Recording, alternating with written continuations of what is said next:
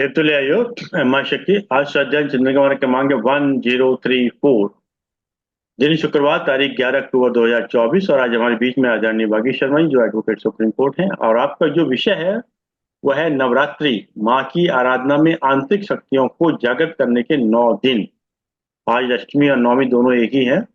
आप ज्यादा समझ लेते हो। आदरणीय बागी शर्मा जी से निवेदन करते हैं कि आज का उद्बोधन जारी करें। आदरणीय बागी जी। सभी प्रबुद्ध जनों को मेरा प्रणाम। और सर्वप्रथम मां गायत्री की आराधना।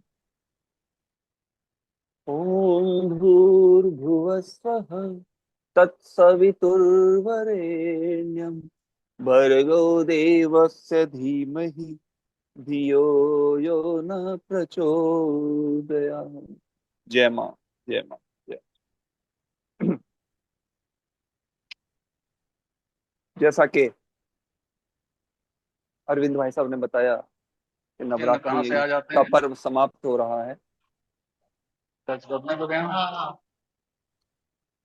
नवरात्रि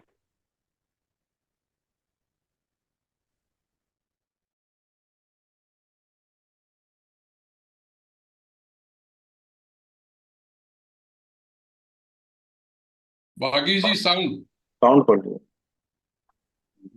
जी, आंतरिक शक्तियों को जागृत करने का पर्व के रूप में हम नवरात्रि को मनाते हैं। और दूसरी तरफ हम देवी दुर्गा के विजय का उत्सव भी है, शारदीय नवरात्र। कहा जाता है कि देवी माँ उपकार करेगी, सबका बेड़ा पार करेगी। प्रेम से बोलो जय माता की, माँ सबका उद्धार।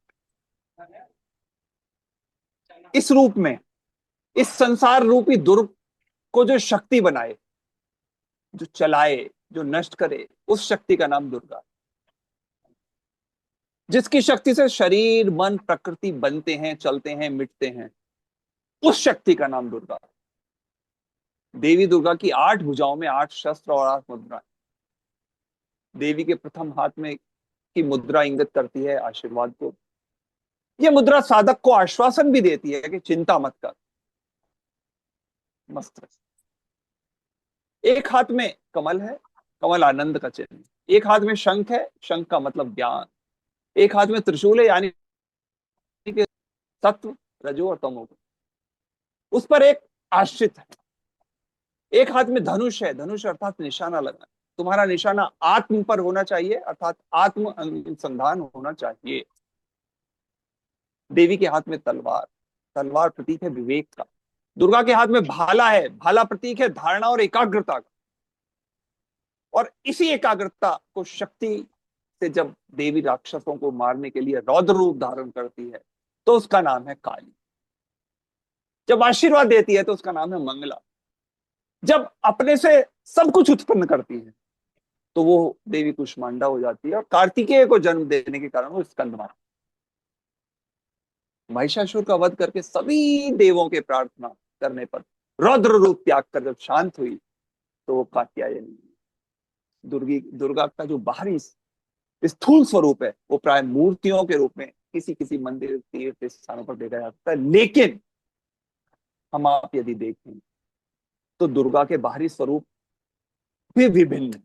हर स्त्री में दुर्गा है, हर कन्या में दुर्गा है, ज्ञान भी दुर्गा है, विज्ञान भी दुर्गा है, तंत्र भी दुर्गा है। और जितनी भी हमारी सात्विक शक्तियों को हम अनुभव करते हैं वो सभी दुर्गा का रूप। सच है कि कला, नृत्य, संगीत, चित्रकारी सब में दुर्गा के राजसिक स्वरूप का हम लोग दर्शन करते हैं। शास्त्रों में तो ये देखिए निश्चित माना गया है कि सभी पदार्थों के मूल में वही पराशक्ति है। यह शक्ति हमारे भीतर, सभी के भीतर है। यह नहीं केवल हमारी देह में बल्कि हमारे मन में, जहां तक कि हमारी आत्मा में विराजमान है। और शक्ति का आप सभी जानते हैं कोई निश्चित रूप स्वरूप नहीं होता। ये शक्ति विभिन्न रूप तरंगों में भी प्रतीक है। वो निराकार भी है और साकार, साथ पदार्थ में भी है और ऊर्जा। यदि हम भौतिक विज्ञान के अनुसार देखें तो पदार्थ और ऊर्जा दोनों अलग अलग, दोनों अलग अलग है। लेकिन तंत्र के अनुसार ये दोनों एक है। ऊर्जा का जो संगठित रूप है वो पदार्थ है और पदार्थ का जो सूक्ष्म रूप है वो ऊर्जा है। और हम ऊर्जा के इसी दिव्य रूप को शक्ति कहते हैं। यदि हम देखें, यदि हम महसूस करें, तो मनुष्य का ये साधारण जीवन भी शक्ति के बिना व्यर्थ और अधूरा है, अधूरा रहता है। चेतना भी एक शक्ति है, और इसी शक्ति का प्रताप हम चांद सूरज में देखते हैं। मनुष्य, पशु पक्षी, वृक्ष, पत्थर, पृथ्वी, सोना, चांदी, पानी, हवा आदि, इन सभी में शक्ति का प्रताप दिखता है।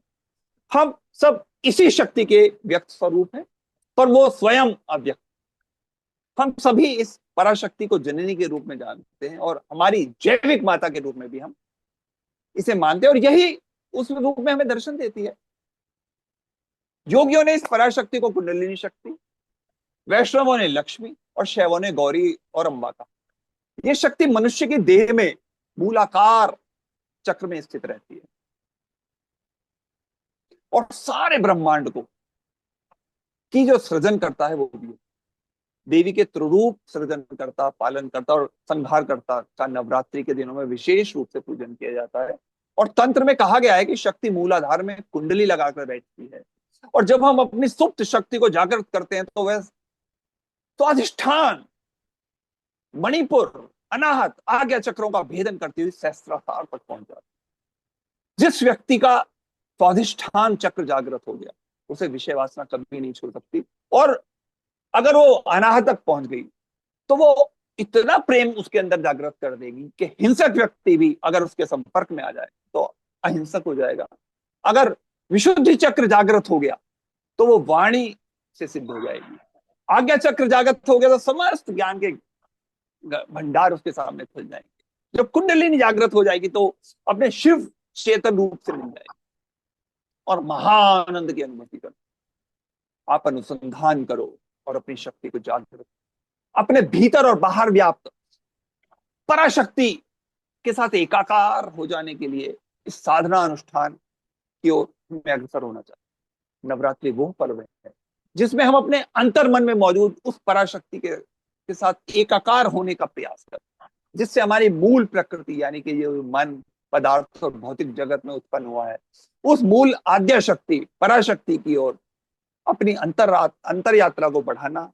और यही इस नवरात्रि का विशेष हमारा उद्देश्य होना चाहिए।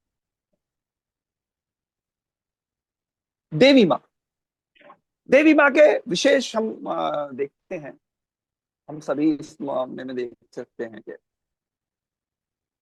या देवी सर्वभूतेषु शक्ति रूपेण संस्थिता नमस्तस्यै नमस्तस्यै नमस्तस्यै। या देवी सर्वभूतेषु लक्ष्मी रूपेण संस्थिता नमस्तस्यै नमस्तस्यै नमस्तस्यै। या देवी सर्वभूतेषु तुष्टि रूपेण संस्थिता नमस्तस्यै नमस्तस्यै नमस्तस्यै नमो नमः। या देवी सर्वभूतेषु मातृ रूपेण संस्थिता नमस्तस्यै नमस्तस्यै नमस्तस्यै नमो नमः। या देवी सर्वभूतेषु दया रूपेण संस्थिता नमस्तस्यै नमस्तस्यै नमस्तस्यै नमो नमः। या देवी सर्वभूतेषु बुद्धि रूपेण संस्थिता नमस्तस्यै नमस्तस्यै नमस्तस्यै नमो नमः। या देवी सर्वभूतेषु शांति रूपेण नमस्तस्यै नमस्तस्यै नमस्तस्यै। जय मां। तो हिंदुओं के जो शक्ति संप्रदाय में मां दुर्गा को दुनिया की पराशक्ति और सर्वोच्च माना।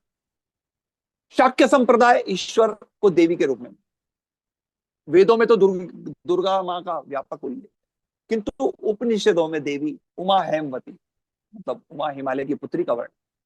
पुराणों में दुर्गा को आदि शक्ति माना गया, और इन पर्व के दौरान माता के भक्त 9 दिन तक देवी के 9 अलग अलग रूपों में देवी की पूजा करते। जैसे पहले दिन माँ शैलपुत्री, फिर ब्रह्मचारिणी, चंद्रघंटा, कुष्मांडा, स्कंद माता, कात्यायनी, कालरात्रि, महागौरी, सिद्धिदात्री, और फिर उसके पश्चात माँ दुर्गा का विसर्जन।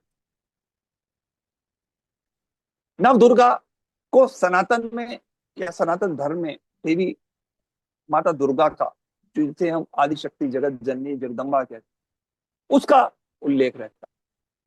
दुर्गा सप्तशती के अंदर देवी कवच स्त्रोत में एक श्लोक में ये सभी नाम माता के दिए गए हैं। प्रथम शैलपुत्रिश्च, द्वितीय ब्रह्मचारिणी, तृतीय चंद्रघंटेति, कूष्मांडाति, चतुर्थ। पंचम स्कंद मातेति षष्ठम कात्यायनी च सत्यम काल रात्रेति महागौरीति चष्टम नवम सिद्धि दात्री च नव दुर्गा प्रकीर्तिति पुण्याक्तान्ते नामामि कृष्णादे नमः। तो सबसे पहले जो देवी का स्वरूप है वो मां शैलपुत्री का।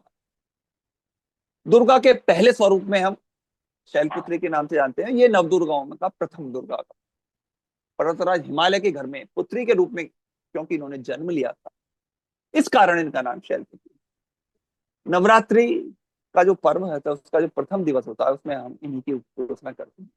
इनका वाहन वृषभ माना होता है, इसलिए इन्हें वृषरूढ़ा भी कहा जाता है। इस देवी ने दाएं हाथ में त्रिशूल धारण किया हुआ होता है और बाएं हाथ में कमल से सुशोभित।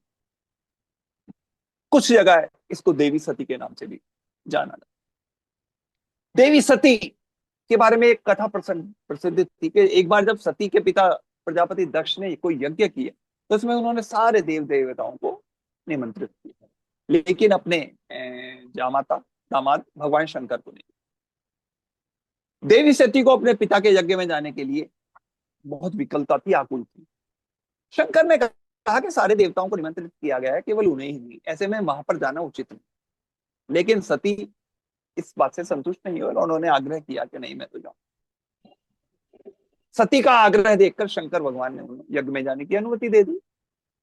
सती जब घर पहुंची तो उनकी मां ने उन्हें केवल नहीं दिया और सभी ने बहनों ने बातों में व्यंग और उपहास किया। और न केवल सती का बल्कि उनके शंकर के प्रति भी उनके अंदर तिरस्कार का भाव, और पिता दक्ष ने भी उनके प्रति अपमानजनक वचन दिया। इससे सती के मन को बहुत क्लेश हुआ। वो अपने पति का यह अपमान सह न सके और योगाग्नि द्वारा उन्होंने अपने आप को जलाकर भस्म कर।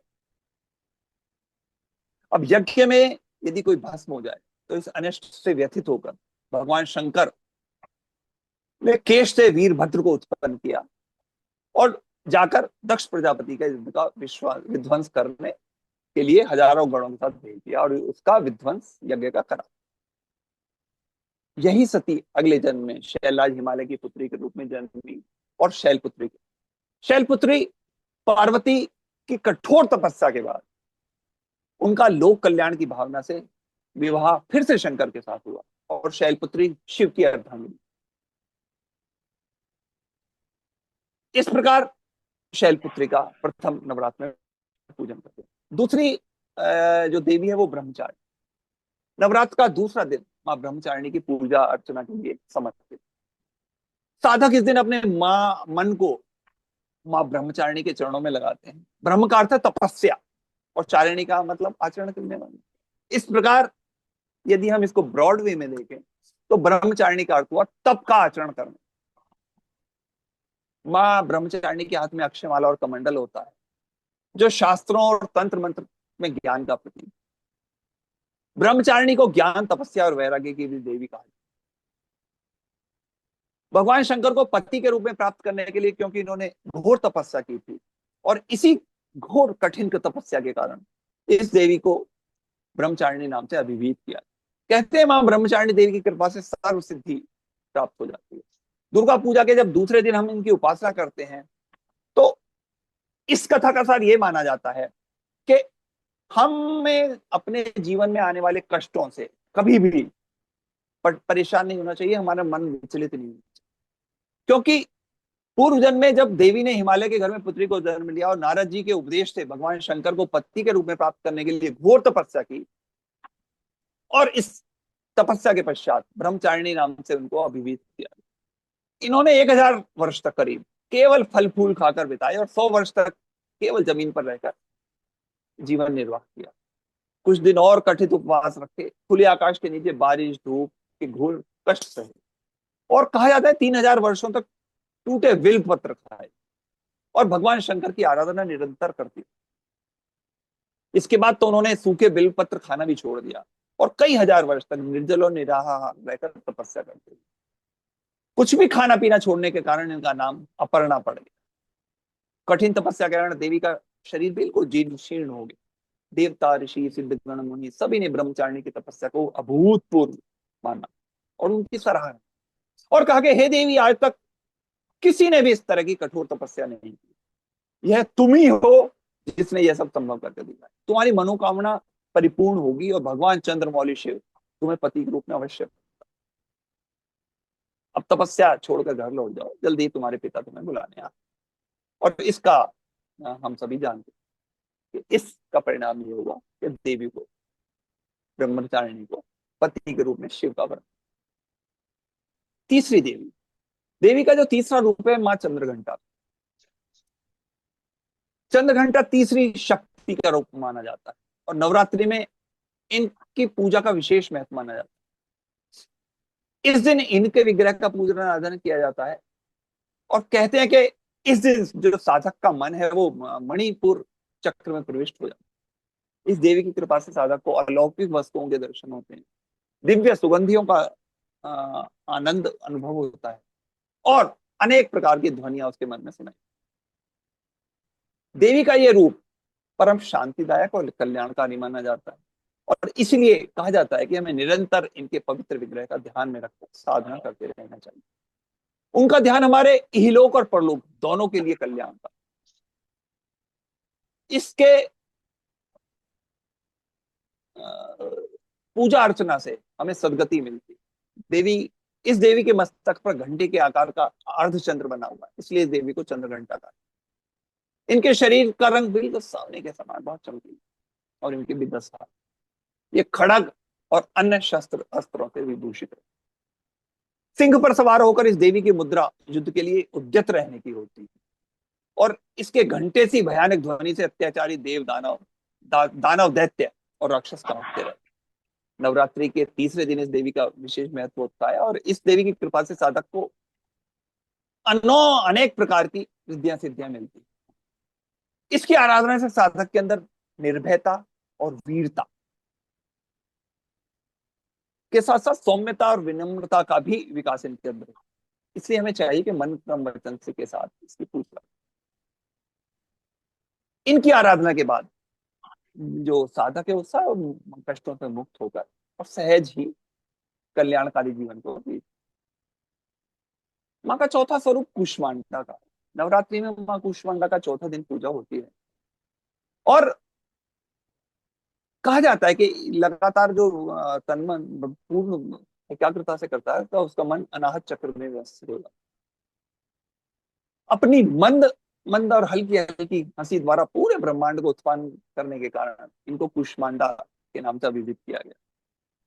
जब सृष्टि नहीं थी, चारों तरफ अंधकार ही अंधकार था, तब इस देवी ने अपने हास्य से ब्रह्मांड की रचना की थी, इसलिए इसे सृष्टि की आदि स्वरूपा या आदि शक्ति भी कहा जाता है। इस देवी की 8 भुजाएं हैं, इसलिए अष्टभुजा भी कहलाएगी। इसके 7 हाथों में कमंडल, धनुष, बाण, कमल, कलश, चक्र और गदा। 8वें हाथ में सभी सिद्धियों को और निधियों को देने वाली जप की माला। देवी का वाहन सिंह है, इसलिए इन्हें और इसमें इन्हें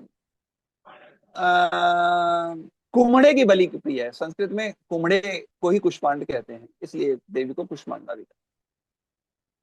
इस देवी का वास सूर्य मंडल के भीतर के लोग और सूर्यलोक में रहने की शक्ति केवल इन्हीं के अंदर, इसलिए इसके शरीर की कांति और प्रभा सूर्य की भांति दीप्यमान होती है और इनके शरीर के तेज से 10 दिशाएं आलोकित होती है। ब्रह्मांड के समस्त प्राणी और वस्तुओं में इन्हीं का तेज व्याप्त।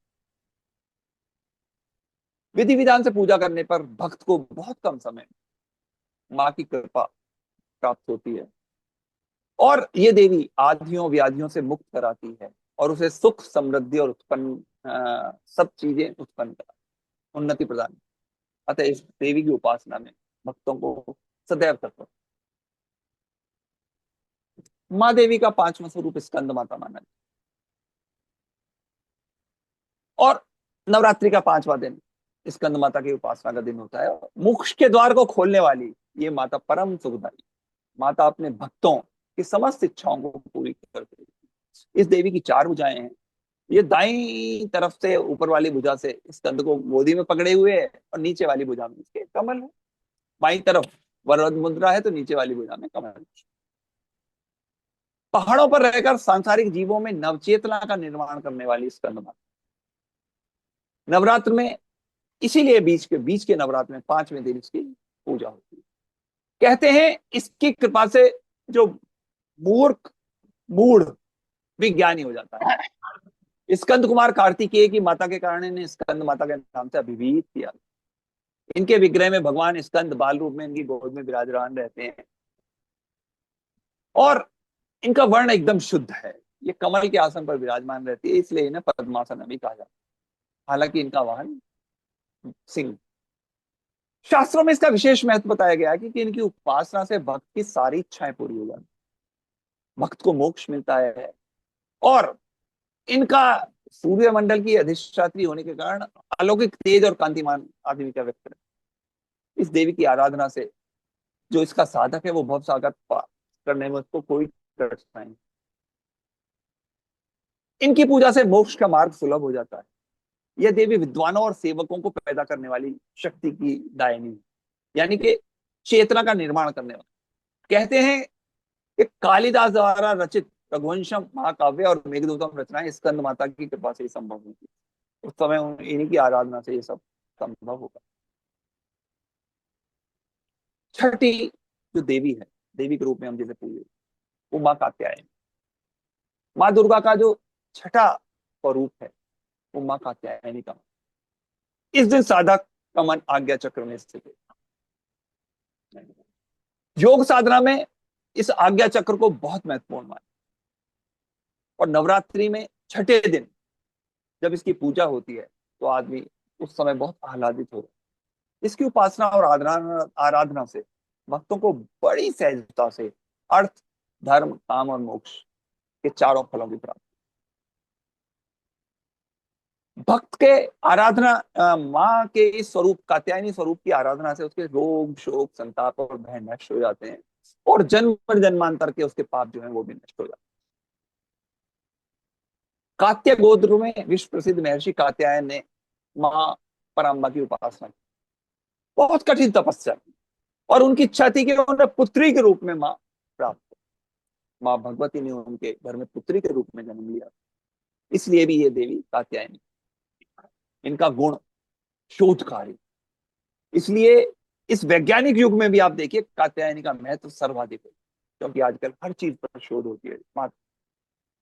कात्यायनी की कृपा से हर एक व्यक्ति की शोध सफल होती। इनकी कृपा से सारे अधूरे कार्य पूरे हो जाते हैं।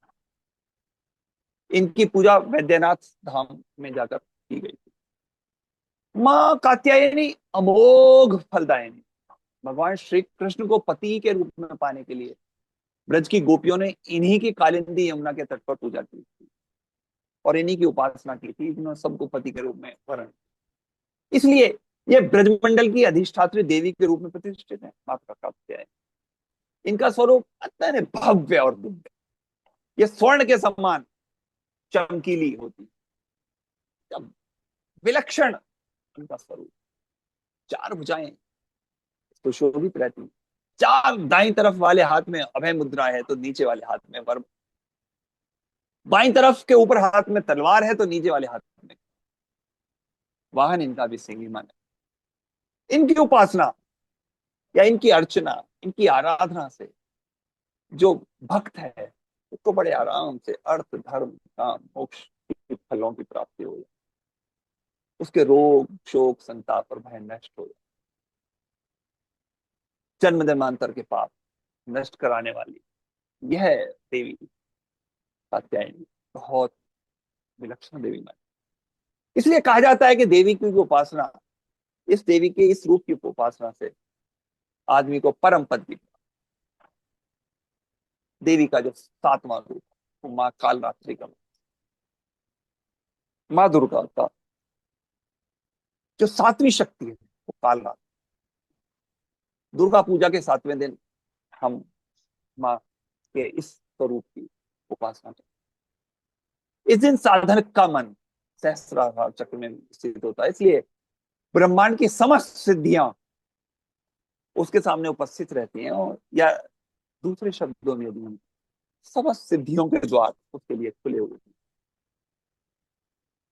काल रात्रि की उपासना करने से जो उपासक है उसको सारी सिद्धियों के प्राप्त होने लगती है। और जितनी तमाम आसुरी शक्तियां वो माँ कालरात्रि की उच्चारण मात्र से ही दूर हो जाती हैं, भयभीत हो जाती हैं और उससे दूर भागने लगती हैं। जैसा कि माँ कालरात्रि के नाम से ही अभिव्यक्त है कि माँ का ये जो स्वरूप है, ये कालरात्रि का एक विलक्षण स्वरूप। इनके शरीर का रंग घोर अंधकार की तरह है, एकदम। नाम से जाहिर है कि इनका स्वरूप भी भयानक। इनके सिर के बाल बिखरे हुए होते हैं और गले में विद्युत की तरह चमकने वाली बात। समस्त अंधकार का नाश करने में और समस्त स्थितियों में, प्रतिकूल परिस्थितियों का विनाश करने के लिए की जो शक्ति है वो इस कालरात्रि में। कालरात्रि वो माँ है जो काल से भी आपकी रक्षा। सबसे विशेष बात यह है कि इस देवी के 3 नेत्र, और ये तीनों ही नेत्र ब्रह्मांड की तरह गोल। इसके सांसों से अग्नि निकलती। जो ये देवी गर्दभ की सवारी, ऊपर उठे हुए दाहिने हाथ की जो वर मुद्रा है वो भक्तों को वर देती है। तो दाहिने हाथ का नीचे वाला हाथ अभय मुद्रा। इनका रूप भले ही भयंकर हो, स्वरूप भयंकर कितना भी, लेकिन सदा सदैव ये शुभ फल देने। और इसलिए कालरात्रि के अलावा इनको शुभंकरी भी कहा जाता है। दूसरे शब्दों में यदि हम कहें तो इनसे जो भक्तों को किसी भी प्रकार से भयभीत या आतंकित होने की बिल्कुल आवश्यकता नहीं। और इनका नाम लेने वाला, इनका नाम जपने वाला, इनकी आराधना करने वाला, इनकी उपासना करने वाला, इनके साक्षात्कार से पुण्य का भागी बने। माँ कालरात्रि की उपासना से मैंने बताया कि आपको ब्रह्मांड की सारी सिद्धियों के द्वार खुल जाते हैं और जितनी भी आसुरी शक्तियां हैं वो अपने आप, इनके जो ऑरा बनता है इसके फलस्वरूप वहां से आउट होते हैं। दानव, दैत्य, राक्षस, भूत प्रेत केवल और केवल माँ कालरात्रि के नाम मात्र से ही गायब हुई। ये जितने भी ग्रह हैं, और मनुष्य के ऊपर यदि उन ग्रहों के फलस्वरूप कोई बाधा या कोई विपत्ति आने की संभावना है तो उनको सबको दूर कर, इसकी कृपा से भक्त हर तरह के भय से मुक्त हो जाए। क्योंकि इसका नाम कालरात्रि और समस्त जो है पापों का नाश करने वाली देवी। माँ का 8वां स्वरूप माँ महागौरी। महागौरी 8वीं शक्ति के रूप में गाया और 8वें दिन हम इनकी उपासना। जैसा कि नाम से ही लगता है, इनका स्वरूप बिल्कुल गौर वर्ण का। इनकी उपमा शंख चक्र और कुंद के फूल से की गई। अष्टवर्षा भवेद गौरी, यानी इनकी आयु 8 वर्ष की मानी जाती। इनके समस्त आभूषण और समस्त वस्त्र सज्जा श्वेत, इसलिए इन्हें श्वेतांबर धरा भी कहा। इनकी भी 4 भुजाएं हैं और इनका वाहन वृषभ माना जाता है, इसलिए वृषरूढ़ा भी इनको कहा। इनका भी जो दायां हाथ है वो अभय मुद्रा में, नीचे वाला हाथ त्रिशूल धारण किए हुए। बाएं हाथ में इन्होंने डमरू धारण कर रखा है, नीचे वाले हाथ वरमुद्रा। इनकी मुद्रा पूरी तरह से शांत और सुकून वाली। देवी का यह स्वरूप व्यक्ति को शांत प्रकृति में स्थित करा। कहा यही जाता है कि जब पति के रूप में शिव को प्राप्त करने के लिए महागौरी ने कठिन तपस्या, और उस तपस्या का फलस्वरूप और इनकी जो कठिन तपस्या में जो इन्होंने अपना आचरण विचार रखा, उसके फलस्वरूप इनका समस्त शरीर जीर्ण शीर्ण भी हो गया और काला पड़ गया। और जब इनकी तपस्या से भगवान शिव प्रसन्न हुए और उन्होंने दर्शन दिए, तो भगवान शिव ने इनके शरीर को गंगा के पवित्र जल से धोकर कांति में। और उसी का परिणाम ये हुआ कि जो माँ का शरीर काला पड़ गया था, जीर्ण हो गया, वो उनका स्वस्थ बिल्कुल शरीर हो गया और रूप भी गौरवान। इसलिए इस माता को गौरी, महागौरी का। ये माता शांत प्रकृति के है, भक्तों के अति प्रिय माता है और अमोघ फलता है। इसकी पूजा से, इसकी अर्चना से समस्त जितने भी पाप हैं भक्तों के, वो सब धुल जाते हैं, कल सब धुल जाते हैं। और पहले के पूर्व संचित हो या जैसे भी पाप, महागौरी का पूजन और अर्चन, उपासना और आराधना अत्यंत कल्याणकारी। माँ बहुत कल्याणकारी माँ। इनकी कृपा से भी व्यक्ति अनेक प्रकार की शक्तियां, अनेक प्रकार की सिद्धियां, अनेक प्रकार की उसकी मनोकामनाएं पूर्ण। एक और मान्यता इस देवी के बारे में कहा जाता है कि एक एक सूखा सिंह भोजन की तलाश में वहां पहुंचा जहां माँ उमा तपस्या कर रही।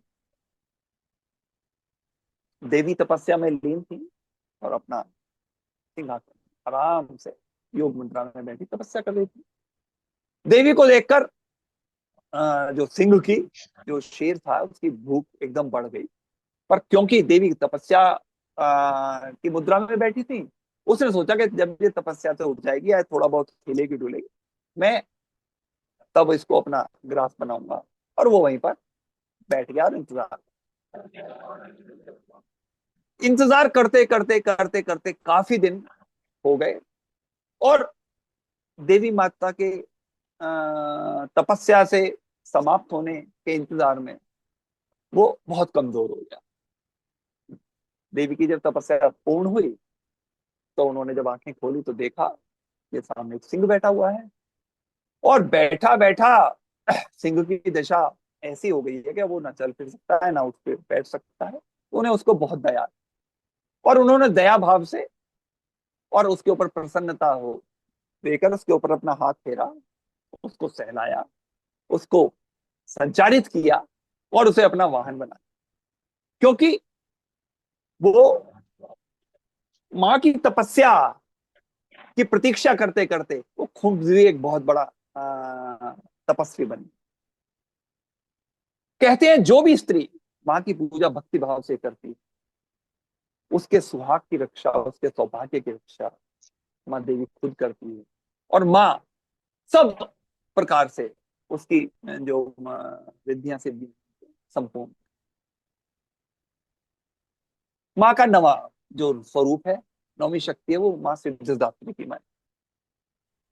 जैसा कि नाम से ही परिलक्षित होता है, ये सभी प्रकार की सिद्धियों को देने वाले।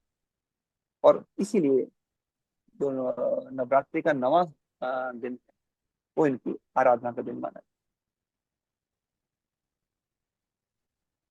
ये पूर्ण रूप से माना जाता है कि इस दिन इस माँ की शास्त्रीय विधि विधान से पूजा करने और पूर्ण निष्ठा के साथ इसकी साधना करने वाले साधक को सभी प्रकार के जीवन में सिद्धियां प्राप्त हो जाती।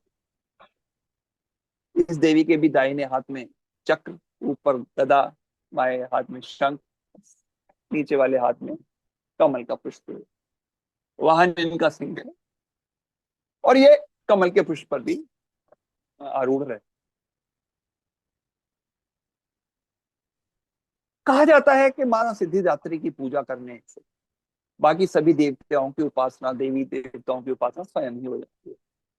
क्योंकि ये देवी सभी प्रकार की सिद्धियां प्रदान करती है। जो देवी की आराधना करते हैं, उपासना करते हैं, उन सभी उपासकों और भक्तों पर इनकी कठिन से कठिन कार्य को सिद्ध करने में वो आसानी हो जाती। मतलब इस देवी की कृपा से जो भक्त के कठिन से कठिन कार्य भी सिद्ध हो जाते। जो 8 सिद्धियां मानी जाती हैं, अणिमा, महिमा, लघिमा, गरिमा, प्राप्ति, प्राकम्य, ईशत्व, वशिष्ठ, ये 8 शक्तियां इस देवी की आराधना से, सच्चे मन से आराधना से, सच्चे मन से इनकी उपासना से प्राप्त की जा सकती है।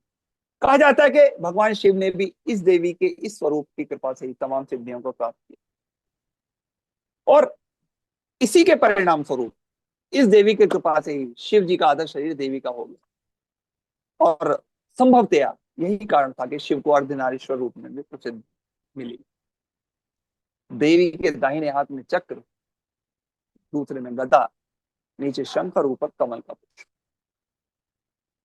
विधि विधान से 9वें दिन जब हम इन माँ की उपासना करते हैं सिद्धिदात्री की, तो हमें सभी सिद्धियां प्राप्त हो जाती हैं। और न केवल इस समय जो वातावरण है या इस धरती की, बल्कि लौकिक और पारलौकिक सभी प्रकार की कामनाओं की पूर्ति होगी।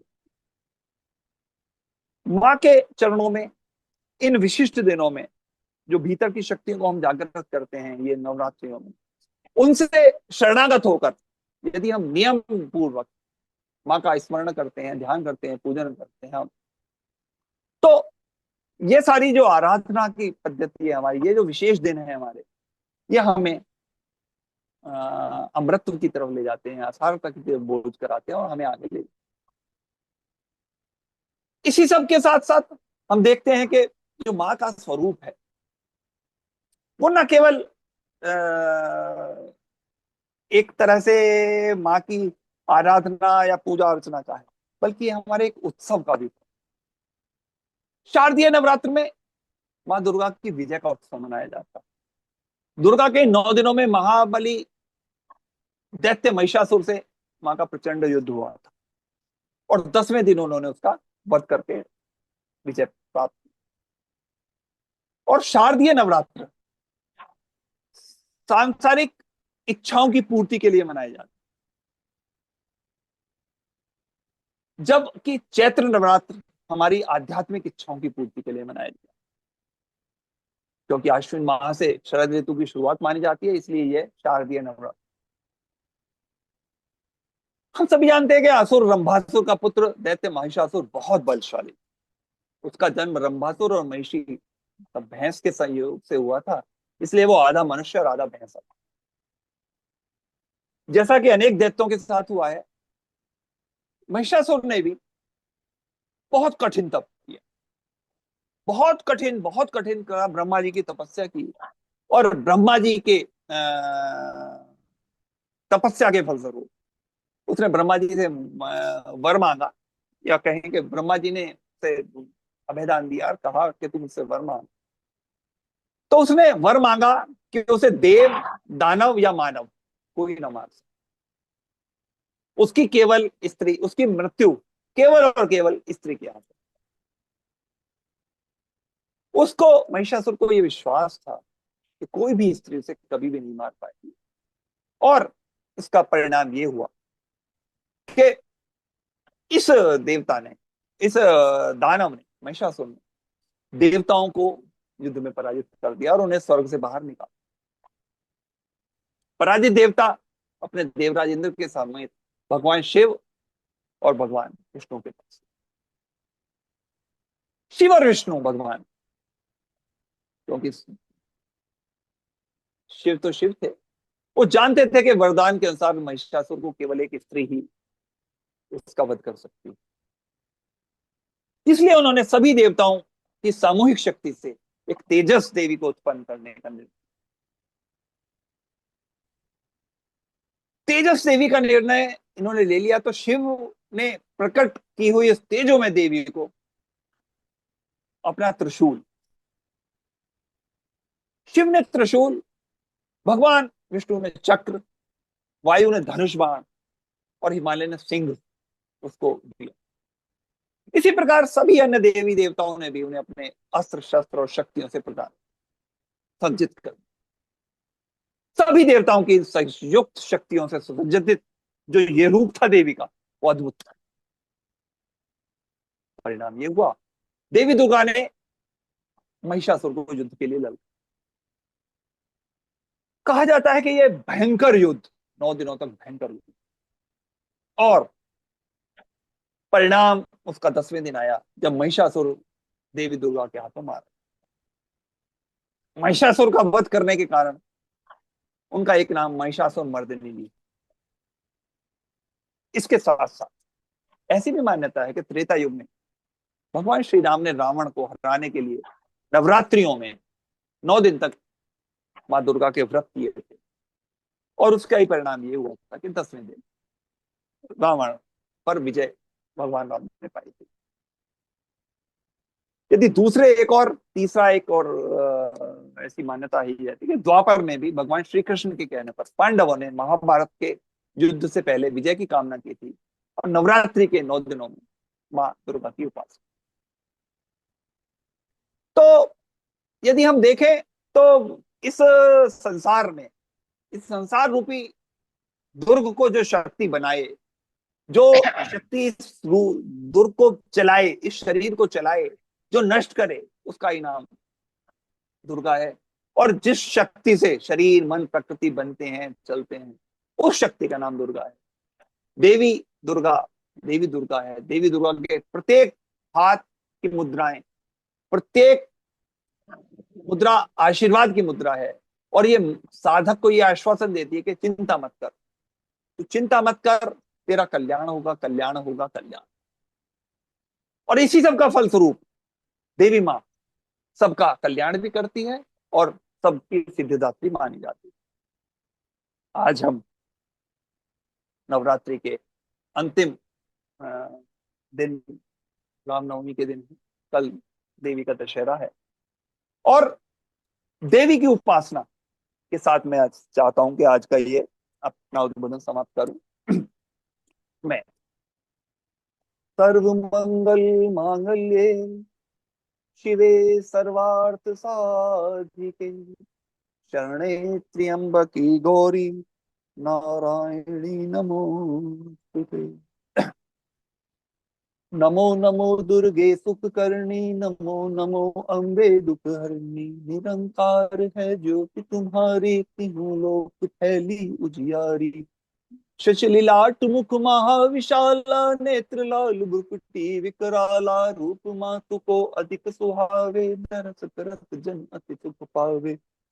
तुम संसार शक्ति लय कीन्हा, पालन हेतु अन्न धन दीना, अन्नपूर्णा हुई जगपाला, तुम ही आदि सुंदर ली बाला। प्रलय काल सब नाशन हारी, तुम गौरी शिव शंकर प्यारी। शिव योगी तुम रे गुण गावे, ब्रह्मा विष्णु तुम्हें नित्य ध्यावे। रूप सरस्वती को तुम धारा, देश बुद्ध ऋषि मुनि उबारा। धरे रूप नरसिंह को अम्बा, प्रगट भई फाड़ कर खम्बा। रक्षा कर प्रहलाद बचायो, हणाक्ष को स्वर्ग फटायो। लक्ष्मी रूप धरो जग माही, श्री नारायण अंग समाही। क्षीर सिंधु में करत बिलासा, दया सिंधु दीजे मन आसा। हिंगलाज में तुम ही भवानी, महिमा अमित न जात बखानी। मातंगी धूमावती माता, भुवनेश्वरी बगला सुख दाता। श्री भैरव तारा जगतारिणी, छिन्न भाल छिन्न भाल भव दुख निवारणी। के हरिवाहन सोहे भवानी, लागुरु वीर चलत अगवानी। कर में खप्पड़ घर विराजे, जाको देख काल डर बाजे। सोहे अस्त्र और त्रिशूला, जाते उठत शत्रु हुए शूला। नगर कोटि में तुम ही विराजत, तीनों लोक में डंका बाजत। शुंभ निशुंभ दानव तुम मारे, भक्त बीज संखन संहारे। महिषासुर नप अति अभिमानी, जय अधिमार मही अकुलानी। रूप कराल कालिका धारा, सैन्य सहित तुम तिन्हि सहारा। पड़ी गाढ़ संतन पर जब जब, भई सहाय मातु तुम तब तब। अमरपुरी अरुबा सब लोका, तब महिमा सब कहें अशोका। ज्वाला में है ज्योति तुम्हारी, तुम्हें सदा पूजे नर नारी। प्रेम भक्ति से जो यश गावे, दुख दरिद्र निकट नहीं आवे। ध्यान तुम्हें जो नर मन लाई, जन्म वर्ण से छूट छूट जाए। योगी सुर मुनि कहत पुकारी, योग न हो बिन शक्ति तुम्हारी। शंकराचार्य तप कीना, काम क्रोध जीत सब लीना। निस दिन ध्यान सरो शंकर को, काहू काल नहीं सुमरो तुमको। शक्ति रूप को मरम न पायो, शक्ति गई तब मन पछतायो।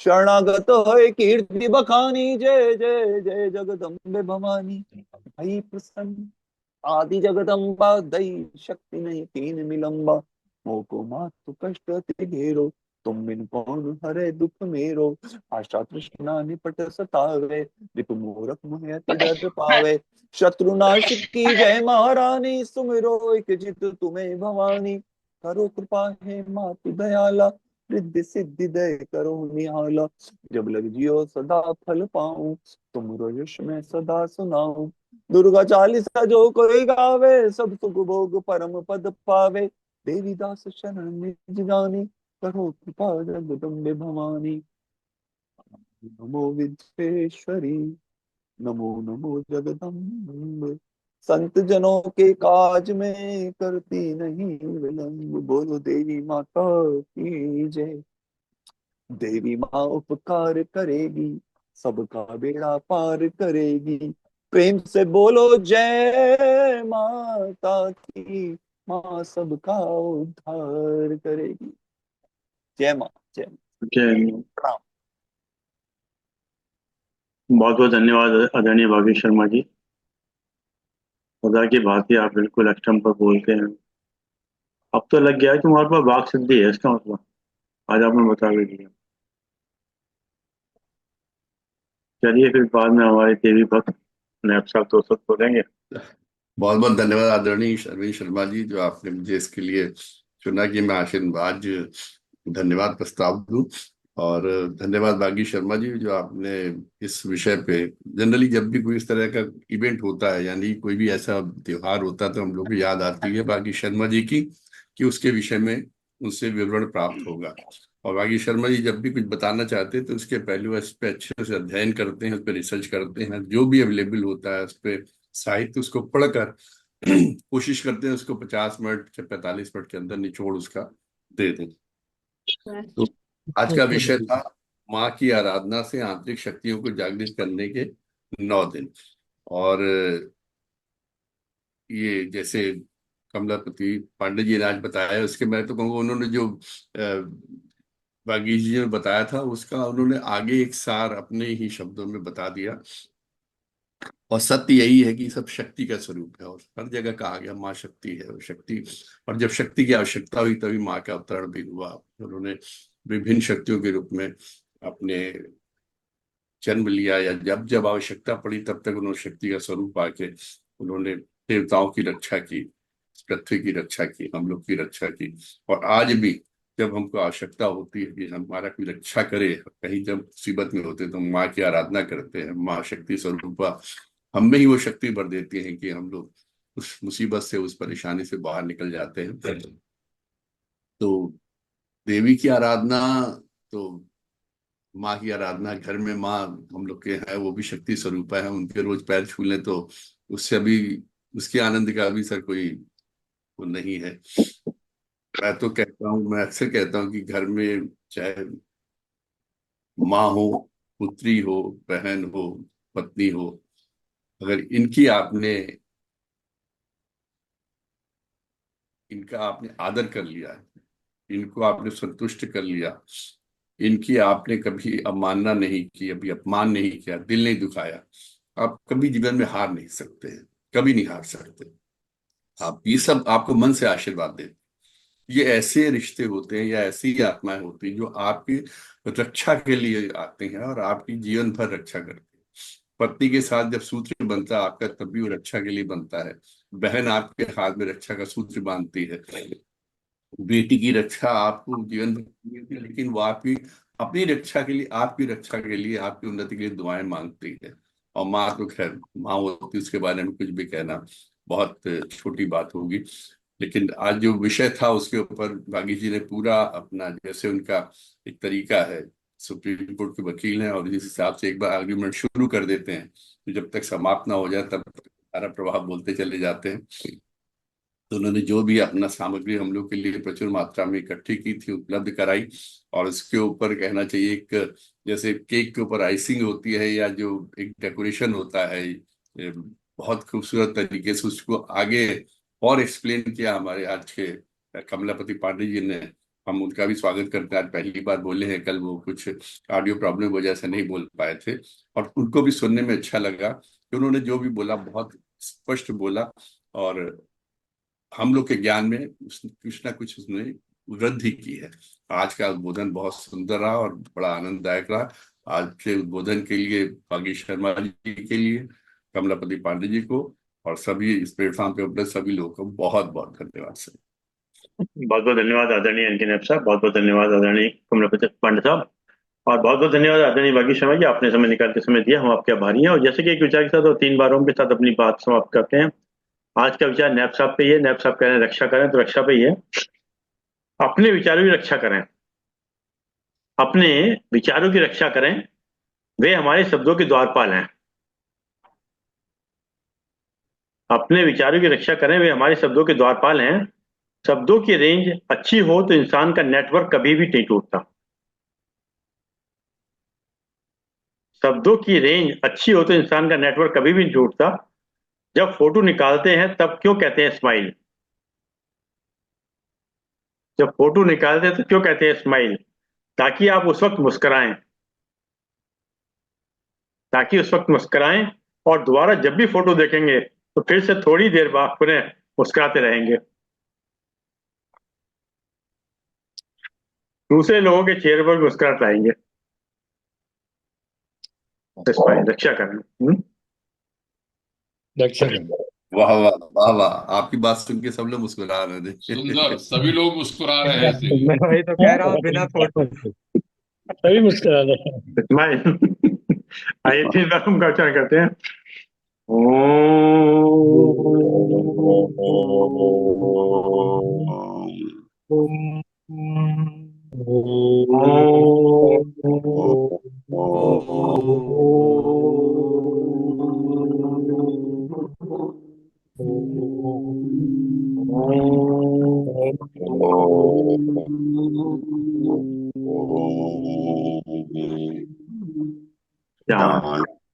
शांति शांति शांति। सभी प्रणाम। सबका बहुत बहुत धन्यवाद।